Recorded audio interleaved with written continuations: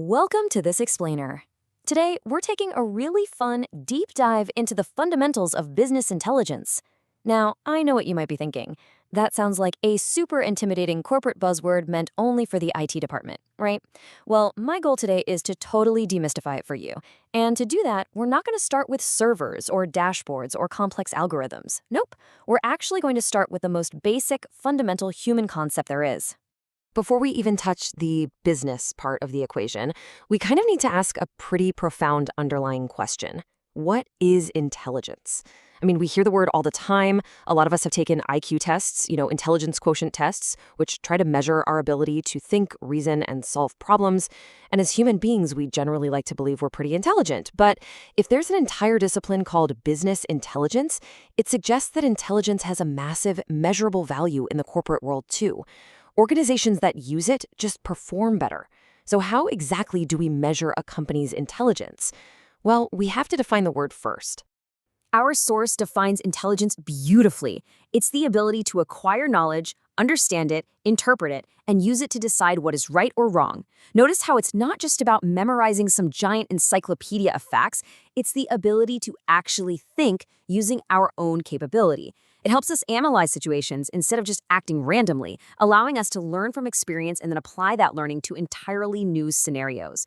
Intelligence is active, you guys. It's all about applying knowledge effectively. And hey, this isn't just some abstract philosophical concept. Intelligence exists everywhere, at literally every conceivable scale. We function as individuals, families, groups, organizations, businesses, governments, and entire nations. And what do all of these entities have in common? They are continuously making decisions. Whether you're trying to figure out your monthly family budget, running a massive multinational company, or governing a whole country, intelligence is the tool that helps us make better choices. But since our focus today is on business, let's look at how this decision-making process evolves. Now, what's really interesting about this slide is how we can clearly contrast our learning with nature. Take birds, for example. Birds build their nests today almost exactly the way they did hundreds or even thousands of years ago. Their behavior is super efficient, for sure, but it's largely instinctive. You don't exactly see birds holding quarterly strategy meetings to optimize their twig placement, right? Humans, though, are entirely different. We continuously observe, learn, improve, and innovate. We learn from nature, from our past experiences, from careful observations, and from running deliberate experiments.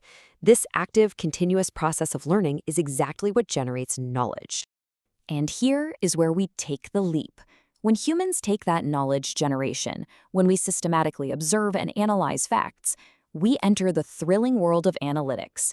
Analytics completely revolves around data. Sometimes we actively generate this data through controlled experiments, and other times we simply collect it by observing people, markets, customers, or natural events.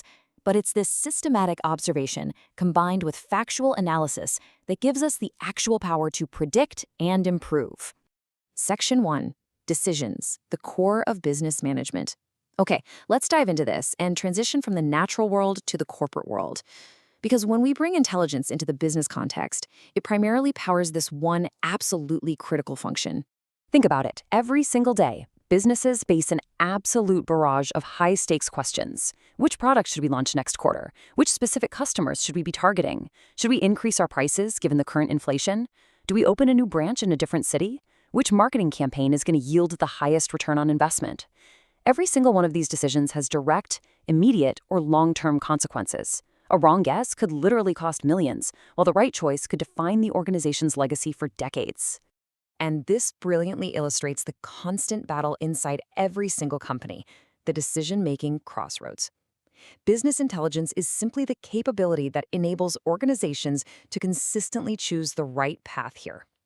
On one side, we have uninformed decisions. These rely on assumptions, intuition alone, random choice, or sheer guesswork. It's basically the corporate equivalent of building a nest entirely on instinct. On the other side, we have informed decisions. These are based on facts, supported by information, backed by hard evidence, and are entirely data-driven. Breaking this down a bit further, we see that decision-making is the absolute core of management across the entire organizational hierarchy. Down at the operational level, the focus is on daily activities which have a short-term impact. Moving up to the tactical level, managers tackle departmental planning, which carries a medium-term impact. And finally, way up at the strategic level, leadership is setting long-term organizational goals with massive sweeping impacts. The quality of decisions at every single one of these tiers determines the overall success of the organization. And that's exactly why relying on reliable information rather than assumptions is absolutely vital no matter where you sit in the company hierarchy. Section 2, turning data into information. Let's move to and see how this builds on what we just learned. We know why informed decisions are vital, but how do modern businesses actually gather and utilize this essential information? How do we move from a chaotic world of numbers to clear, actionable insights? To understand that, we need to anchor ourselves with a very famous statement. Data is the new oil. It is such a fantastic metaphor. Think about it. Just as oil powered heavy industries and totally transformed the global economy during the Industrial Revolution, data is the raw fuel that powers businesses in our modern digital era. Without it, the whole engine just completely stops. The sheer massive scope and utility of this new oil is honestly staggering. Modern businesses rely on data for virtually everything. They use it for personalized recommendations. I mean, just think of how Netflix knows exactly what you want to watch next.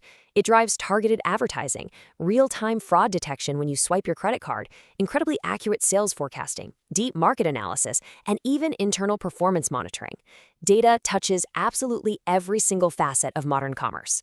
But here is the catch. So the crucial point is, and this comes straight from our source material, raw data alone has little value. Let me repeat that because it's so important. Raw data, just sitting around in a database somewhere, does almost nothing for you. Just like crude oil needs to be refined into gasoline before it can actually fuel a car, data must first be processed and analyzed. And that brings us to the information pipeline. This provides a crystal clear summary of everything we've unpacked in today's explainer. Step 1, raw data is collected through systematic observation. Step 2, that data is actively processed and analyzed using analytics. Step 3, through that processing, it's transformed into actual usable information. And finally, Step 4, that refined information drives effective, informed business decisions. This pipeline right here, it's the literal beating heart of business intelligence. It's exactly how raw observations become strategic action. Which leaves us with one final provocative question to reflect on today. Think back to the birds we talked about earlier. In your own work or in your own organization, are your daily decisions driven by instinct and assumption, or are they fueled by processed factual information?